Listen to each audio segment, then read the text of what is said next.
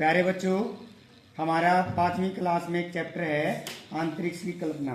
ठीक है, और उसमें एक जिक्र आता है सौरमंडल का।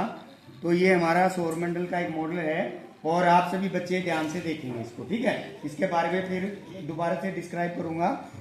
देखो बेटा, ये जो आपको लाइट जली हुई दिख रही है, ये किस के जैसा दिखाई दे रहा है आपको? सूरज की तरह दिखाई दे रहा है। ठीक है, सूरज और इसके 8 ग्रह को सौरमंडल बोलते हैं। और सूरज के बेटे जो सबसे नजदीक है वो बुध ग्रह है। कौन सा है? बुध ग्रह है। और दूसरे नंबर पर शुक्र ग्रह है। कौन सा है? शुक्र ग्रह है। और तीसरे नंबर पर हमारा पृथ्वी का नंबर आता है। और पृथ्वी के चारों ओर चंद्रमा चक्कर लगाता रहता है। ठीक है, पृथ्वी के बाद हमारा मंगल ग्रह आता है और मंगल के बाद हमारा बृहस्पति ग्रह आता है। बृहस्पति के बाद आता है हमारा शनि और शनि के बाद हमारा आता है बेटा यूरेनस और यूरेनस के बाद आता है हमारा नेपच्यून। नेपच्यून के बाद प्लूटो होता था पहले, लेकिन अब वो नहीं है। ठीक है, अब हम केवल पहले 9 ग्रह काउंट होते थे, अब 8 ग्रह काउंट होते हैं। आई होप कि आपको ये मॉडल अच्छा लगा होगा। अच्छा लगा? तालियां तो नहीं बजाई भाई। अभी सूर्य और उसके 9 ग्रह का देखा कैसे वो चक्कर लगाते हैं। ठीक है, सूर्य के चारों ओर। और सूरज एक तारा है। सूरज क्या है? एक तारा है। और ये तारों की अपनी खुद की अपनी लाइट होती है। ठीक है, और ये अंदर इनकी आग रहती है। उस आग के कारण ये लाइट बरसाते रहते हैं, इसलिए सूरज में सबसे ज्यादा आग है। और क्यों? क्योंकि सूरज हमारे पृथ्वी के नजदीक है, इसलिए केवल हमें सूरज ही दिखाई देता, गर्म दिखाई देता। रात को जो तारे दिखते हैं वो भी लाइक ए सन है, बट वो हमसे ज्यादा दूर है। वो हमसे बहुत ज्यादा दूर है, इसलिए उनका प्रभाव हमें हमारा पृथ्वी पर सूरज की तरह नहीं पड़ता है। ठीक है, अब हम आते हैं सूर्य और उसके 8 ग्रहों को कैसे याद करें। सबसे जरूरी बात तो है ये एक बेटे लाइन है। ये लाइन आप लोगों ने लिख लेनी है। माई वेरी एजुकेटेड, बोलो my very educated mother just show me Neptune. ठीक है ना? My very educated mother just show us Neptune. ठीक है, अब क्या करोगे? माई का मतलब मरकरी। माई का मतलब क्या होता है? मरकरी। और मरकरी का मतलब बुध। मरकरी का मतलब क्या है? बुध। सूरज के सबसे नजदीक ग्रह है कौन सा? बुध। ध्यान रखना इस बात का। बहुत सारी चीजें साथ साथ करवाता चलूंगा और तुम बिल्कुल कभी नहीं भूल पाओगे। ठीक है, सूरज के सबसे नजदीक कौन सा ग्रह है? बोलते हैं ना भाई, मजा आपका मन नहीं तुमने। ठीक है ना? सूर्य के सबसे नजदीक कौन सा ग्रह है? Very good. और सबसे छोटा भी है। और सबसे और सूर्य के सबसे नजदीक भी है। समझिए, ये इसकी खासियत है बुध की। समझे? सबसे छोटा भी है और सूर्य के सबसे नजदीक भी है। दूसरे नंबर पर आता है वेरी का मतलब वीनस। वीनस का मतलब शुक्र। वीनस का मतलब क्या है? वीनस का मतलब है शुक्र। और शुक्र आता है बेटे दूसरे नंबर पर। सूर्य से दूसरे नंबर की दूरी पर शुक्र ग्रह है और ये सबसे चमकीला ग्रह है। क्या है ये? सबसे चमकीला। ठीक है, ये चमक मारता है, इसलिए ये शुक्र ग्रह है। अब तीसरे नंबर पर है हमारी पृथ्वी। तीसरे नंबर पर क्या हमारी पृथ्वी, जिस पर हम रहते हैं। और बेटे इसको नीला ग्रह भी बोलते हैं। इसको क्या बोलते हैं? नीला ग्रह। इसको क्या बोलते हैं बेटे? नीला ग्रह। याद रखनी है तुमने हर ग्रह की क्या क्या खासियत है। चौथे नंबर पर आता है हमारा मार्स।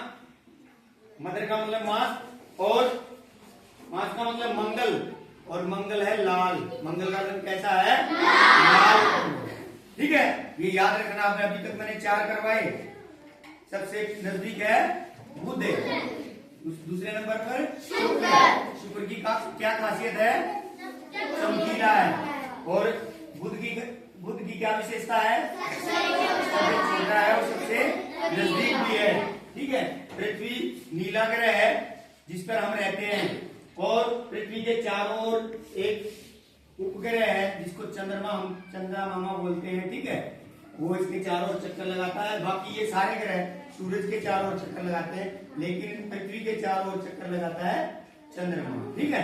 अब आता है मंगल जो लाल है। मंगल के बाद आता है बेटा हमारा जस्ट का मतलब जुपिटर, जुपिटर का मतलब बृहस्पति, और बृहस्पति अपने इस सौर मंडल का सबसे बड़ा ग्रह है, सबसे बड़ा ग्रह है। कोई भी तुमसे पूछे ध्यान रखना, सबसे बड़ा ग्रह है। और इसके एस्ट्रॉइड इसके चारों तरफ छल्ले हैं, एस्ट्रॉइड के बड़े बड़े उल्कापिंड है ना बेटे, जो ये रोकता है, इसके ग्रेविटेशन के कारण ये पृथ्वी पर आने से बचा लेता है। बहुत बड़े बड़े उल्कापिंड है जो पृथ्वी पर आना चाहते हैं, पृथ्वी को तबाह करना चाहते हैं, लेकिन बृहस्पति लाइक फादर एक पिता की तरह हमें संभाल के रखता है, ठीक है। और ये वो जो बड़े बड़े उल्कापिंड है उनको पृथ्वी पर नहीं आने देता, उनको अपने पास बुला लेता है।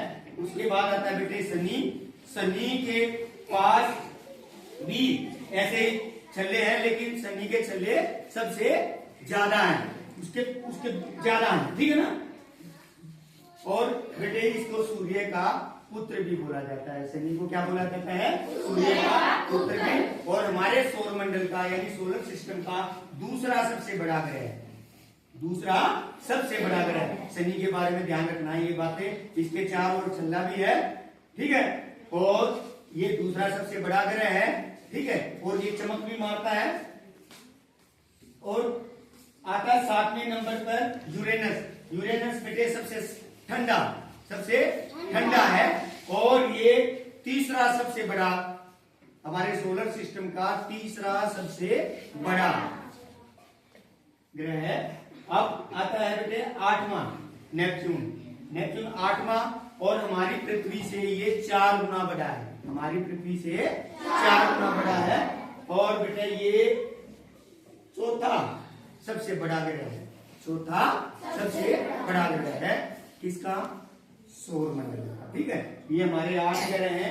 8 ग्रह को याद रखने का तरीका आपको बताया, बुध, शुक्र, पृथ्वी, मंगल, बृहस्पति, शनि, यूरेनस और नेपच्यून, ठीक है, ये चीजें याद रखनी है। अब और इसमें एक दो बात है बेटे, एक जब तुम रात को कभी जाया करो चांद मतलब आकाश अंतरिक्ष को देखा करो, क्योंकि अगर अंतरिक्ष का पार्ट है तो और अंतरिक्ष आपने खुले आसमान को नहीं देखा, चांद रात में चांद को नहीं देखा, तारों को नहीं देखा, तो फिर आप समझ नहीं पाओगे।